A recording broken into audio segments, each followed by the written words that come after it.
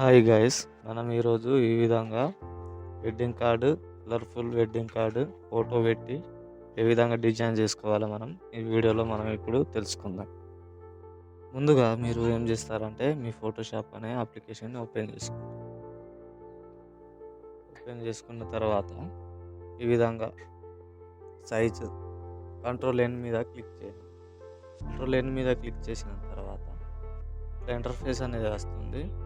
ఇంచెస్లో width వచ్చేసి 7, height వచ్చేసి 5, resolution వచ్చేసి 300 పెట్టేసుకొని క్రియేట్ చేసుకోండి.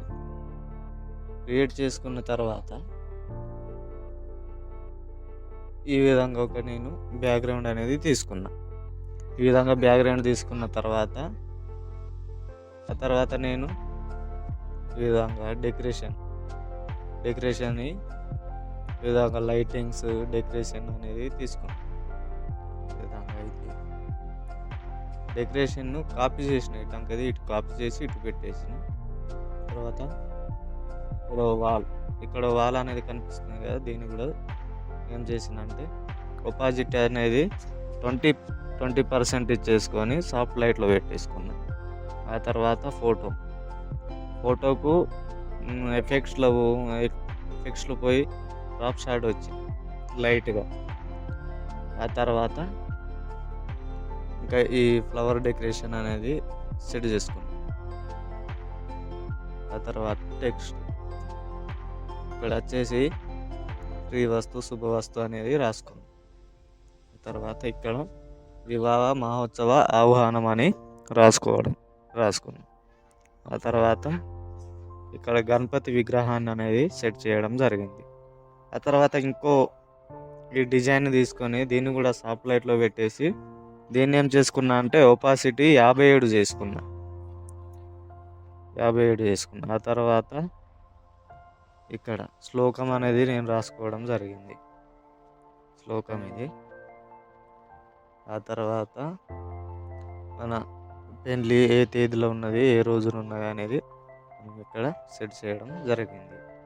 ఆ తర్వాత నెక్స్ట్ మా ఏకైక కుమార్తె చిరంజీవి లక్ష్మీ సౌభాగ్యవతి, ఈ విధంగా వరుడు చిరంజీవి ఆ విధంగా రాసుకోవడం అనేది జరిగింది. ఈ విధంగా యశ్విని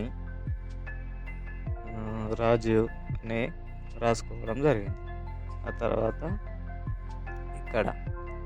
ఇక్కడికి వచ్చేసి నేను ఏం చేసిన అంటే ఆహ్వానించువారు అనేది రాసుకోవడం జరిగింది. ఇక్కడ కూడా వచ్చేసి ఈ విధంగా వాళ్ళు ఎంబీబీఎస్, ఎంఎస్, యుఎస్ అని ఉండే కాబట్టి అవి రాసుకోవడం జరిగింది. తర్వాత ఈ విధంగా ఇక్కడికి వచ్చి కుటుంబ సభ్యులతో అందరూ వచ్చి నూతన వధువరులను ఆశీర్వదించగలరని ప్రార్థన అనేది ఇది నేను పెట్టేసుకోవడం జరిగింది. ఆ తర్వాత కళ్యాణ వేదిక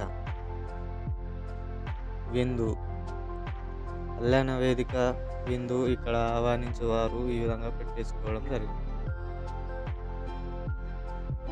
కళ్యాణ వేదిక అనేది నేను ఈ విధంగా పెట్టేసుకోవడం జరిగింది. ఇక్కడ కూడా విందు ఏ తేదీ ఏం అనేది పెట్టేసుకోవడం జరిగింది. ఆ తర్వాత బంధుమిత్రుల అభినందనతో అని పెట్టేసుకున్నా.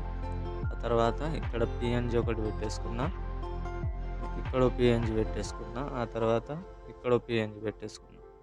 ఆ తర్వాత ఇక్కడ వచ్చేసి వాటర్ మార్క్ అనేది పెట్టేసుకోవడం జరిగింది. ఆ తర్వాత లాస్ట్కి వచ్చేసి లైట్గా